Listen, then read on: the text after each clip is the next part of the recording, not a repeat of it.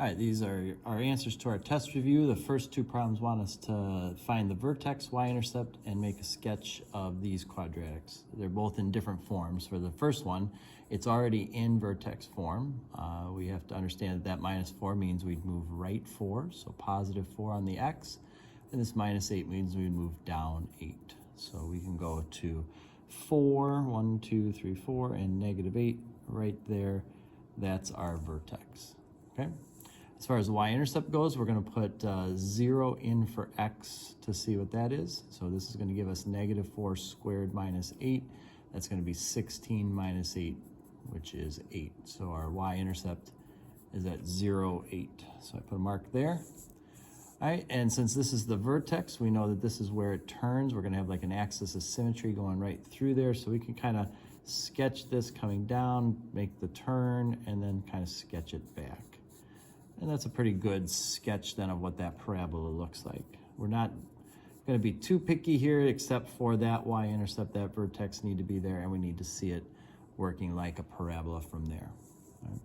For number 2, it's in this form, so the y-intercept is easy enough. If we set x equal to 0, we'll get 0, 0, we'll get a y-intercept of 1.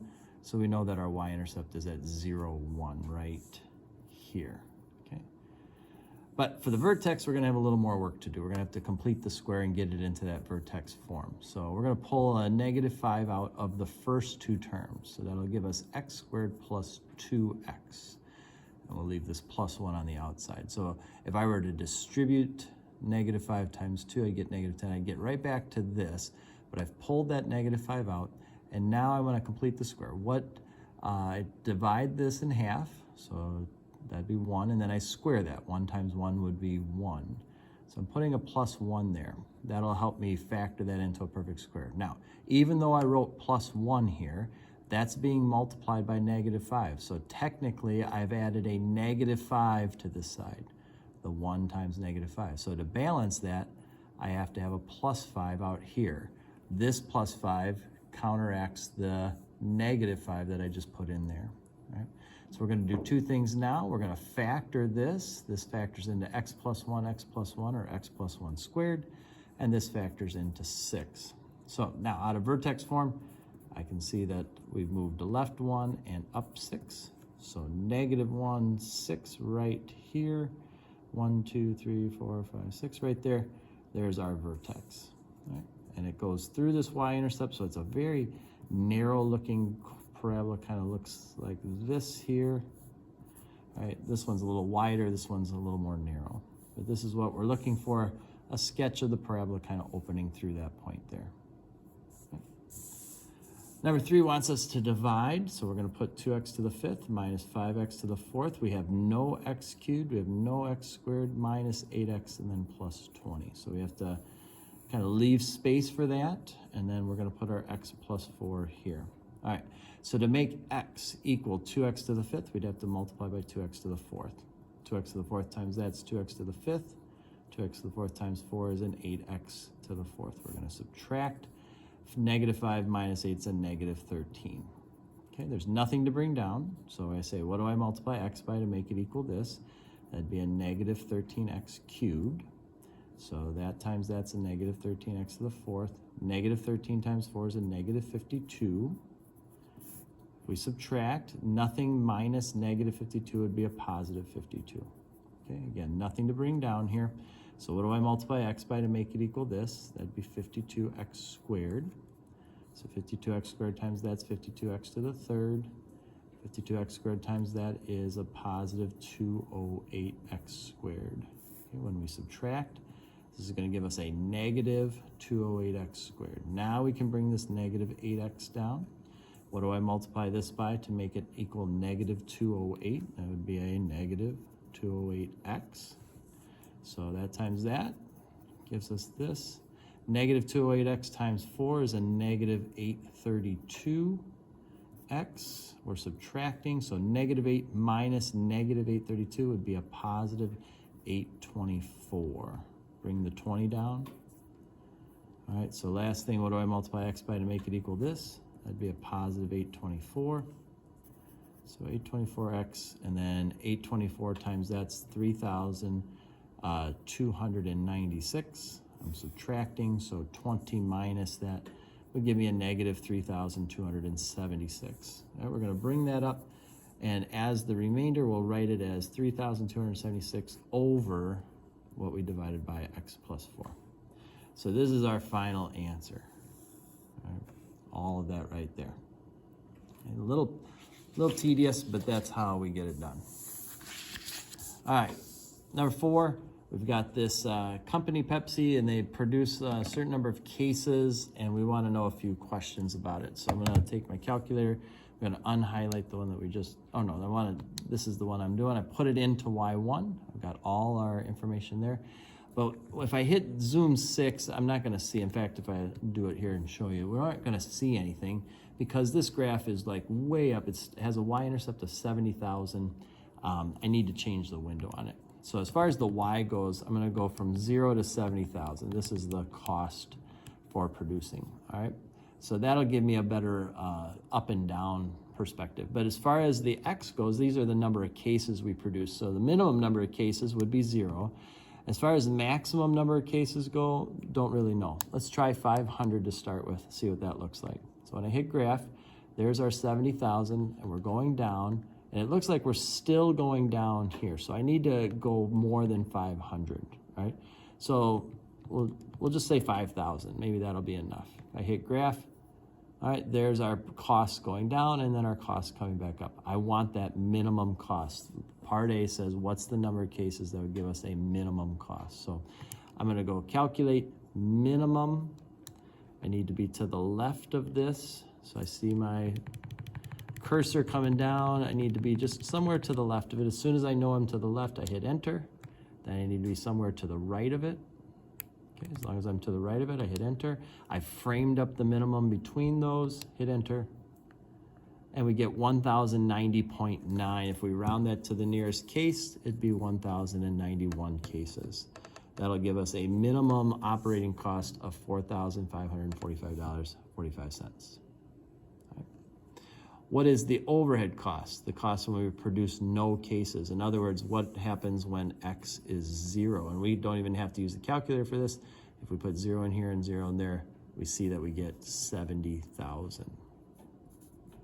So that's like our startup cost for production before we've made any money off of it. So the next thing says that what other number of cases produced would we get the same cost? In other words, we see that our graph started at 70,000, came down and came back, and there's another time where it hits that 70,000. So probably the easiest way to do that is just to graph another line. I'm going to skip over these other ones that we're going to do in a little bit. Let's graph another line at 70,000. All right, I hit enter, and now you can see it right up on top. There's 70,000. I want to see that intersection. So I hit calculate, intersect. All right, and if I hit enter, enter, enter, it takes me right there. You can kind of see the bottom of the cursor there, 2,181.8. So we'll round that 2,182. Gives us that other time that we're there, okay? And you can see there's a symmetry. 1,091 was the bottom here. We were at 70,000 at 0. So if you double 1091, you get 2182. All right, a little bit of a symmetry there for you. All right, now we've got Jessica. She's throwing something up. So we're going to put her equation in. So I'm just going to unhighlight this one and highlight her equation. I've already inputted it in here to save us some time. All right, I'm going to just delete this one out altogether. All right, so with hers, I'm going to go back to zoom 6 and see it in this window. We might have to adjust that. Yeah, we can see that we're going to have to see something better here. So it looks like she gets up to 112 feet. So I'm going to go Y maximum, let's say 125, just to kind of cover that. And as far as the X goes, this is time. I don't need a negative time. It doesn't look like I need that much time here either. I'm going to go to 5 on that. All right, so hit enter, and it goes up, and then looks like I don't see it again. So I need a little more time. I'll go back to 10. And I need a lot more of this, so maybe 250 feet. Let's see what that looks like. All right, a little bit better. We can see it hits the ground here. So I need just a little bit more on that, just so that we have a full picture. I'll go 350. That should be plenty. All right, so here's the ball going up and then coming down, hitting the ground. So what is the greatest height that the coin will reach before it drops into the water? We want the maximum height. So let's go second trace, maximum. I want to be to the left of this. Enter. I want to be to the right of this. Enter, hit enter again. And our maximum height will be 256 feet. If it had asked what time will it be at that height, we would say 3 seconds, okay? But it says find the time which the coin hits the water. We want to know when we're on the water here. Now it sure did look like 1, 2, 3, 4, 5, 6. It looks like 7, right? If I hit trace 7, sure enough, we have 0 there. So I could say 7 seconds. Now, if we didn't see that, or if it was in between sometimes, we could go to second calculate and do the 0 and go to the left to the right of it. Or we could graph a line at 0 and see where they intersect. But this one was thankfully right there. And then C says, how long will it take the coin to reach the same height that it was when it left her hand? In other words, if we go to trace and go 0 seconds, okay, it was at a height of 112 feet to start with. We want to know at what other time will it be 112 feet. So I go to y equal, I'm going to draw a line at 112. Okay, hit end graph. I want to know that other time right there. So intersect, enter, enter, enter, and it looks like it's 6 seconds will be at that same time there.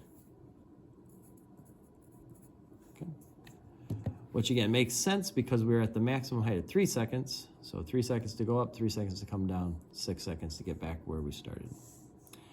What is the height of the coin after 5 seconds? Go trace 5, and it says that it's 192 feet.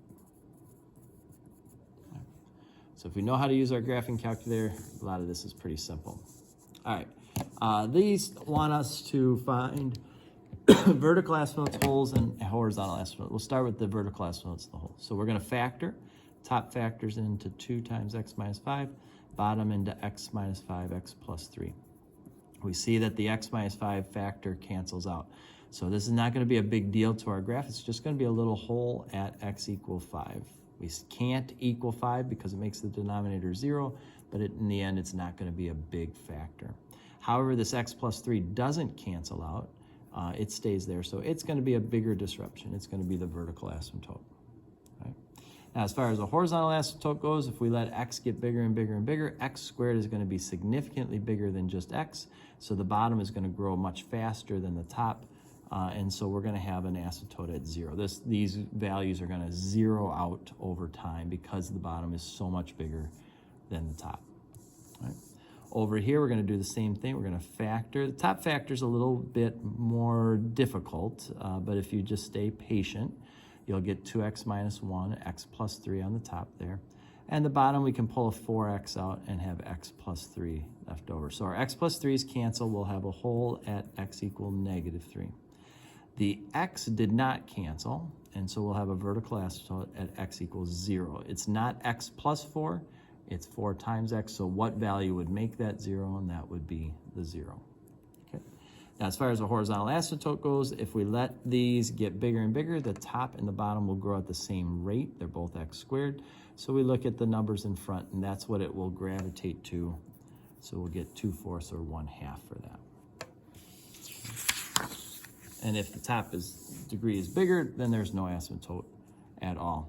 All right, for number 8, we're going to factor out 3x squared from both of these. It's going to leave us with 1 minus 9x squared left over.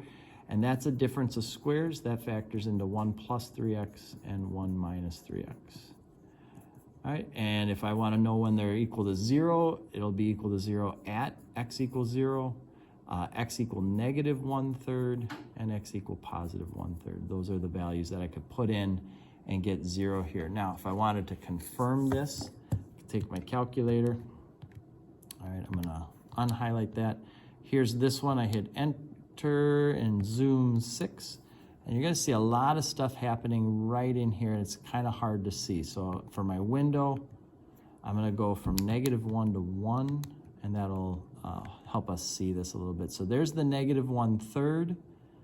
There's the positive 1/3. But again, it's really hard to see what's going on there. So for my window again, I'm going to go -1 to 1 on the y. Let's see if that makes it clearer. There's the negative 1/3. There's the bouncing off of 0. There's the positive 1/3. So really hard to see in that standard window, but if we zoom in on what's happening here, that's our zeros. And because it was x squared, we have that double root that bounces off the x-axis instead of going through. All right? So that's what we get for that one. Now, for number 9, we're going to graph this one first because the factoring isn't available to us here. And hit zoom 6 for this. And we'll see that we get a 0 for this one at -1. It looks like maybe at 6 as well. If I go trace -1, sure enough, I have a 0 there. So we're going to start with that 0. So I write zeros over here. I know -1 is one of them. So let's take 3x cubed minus 20x squared plus 7x plus 30. And let's divide it by the factor x plus 1. So we'll get 3x squared. And we want to take our time, not make a silly mistake here. 23x squared, bring the 7x down. What do? We're going to go -23x. So -23x squared minus 23x, subtract. And this is going to give us 30x. Bring the 30 down. And we're going to add 30. There we go. All right, we get that 0, which makes us happy. We're left with 3x squared minus 23x plus 30. Now, we can either put that in quadratic formula, or we could try to factor it. We did see that it looked like 6 was a root, and if I push 6, for sure 6 does work. So we could divide this by, take this 3x squared minus 23x plus 30, and divide it by x minus 6. Give us 3x here. 18x, subtract. We're going to get -5x plus 30, and then that's -5. And there's our, and there's our 0, which we're happy about there. Okay, so that leaves us with 3x minus 5. I want to know when 3x minus 5 equals 0. If you add 5 and divide by 3, we get 5/3. That's the other root. And if I were to take my calculator and type in 5/3, there's a 0 right there. All right. So we want that confirmation. We want to show that it's dividing down and giving us 0 on each one of these. But how we do it after this step, if you knew how to factor that or put it in quadratic formula, that would work too. All right. Now we get to our last one. Take the calculator. All right. And we'll unhighlight this one and let's highlight that one. Hit graph. All right, we're going to see a 0 at -3, and it looks like a 0 at 3. Let's confirm, though. Don't assume anything. -3 is a 0, and 3 is a 0. Very good.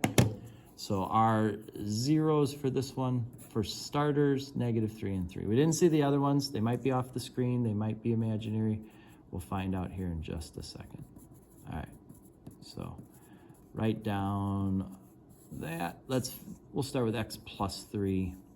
And if I do this, and again, you want to be real careful not to make a silly mistake. We're going to add 5x squared, so 5x cubed plus 15x squared, subtract. That'll give us -7x squared. So -7x. -21x, subtract, we get a -51x, bring that -153 down, and we'll have -51. And we're so happy when it all works out to 0, okay? Now, we'll take that x cubed plus 5x squared minus 7x minus 51, and now we'll divide it by the other factor. So x plus 3 took care of that. Let's do x minus 3 now. So it's x squared, subtract, that'll give us 8x squared, bring the -7x down, then plus 8x, so minus 24x, subtract, that'll give us 17x, bring the -51 down, and plus 17 gives us that, and there's our 0. All right, we have our confirmation. All right, it's left us with x squared plus 8x plus 17. I can't factor that, which is why we couldn't see the 0. So let's just do quadratic formula then. So opposite of b plus or minus square root of b squared minus 4 times a times c all over 2 times a. And this is going to give us negative 8 plus or minus the square root of 64 minus 68. That's a negative 4 over 2. So that's going to give us negative 8 plus or minus 2i over 2, which is negative 4 plus or minus I. These are imaginary. That's why we aren't seeing them. So we'll put that down as our other 0.